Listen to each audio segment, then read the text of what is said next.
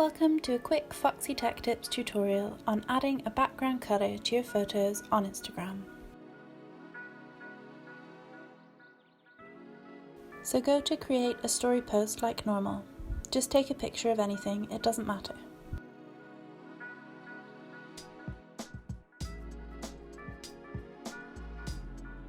Now from the top of the screen, select the squiggly line option.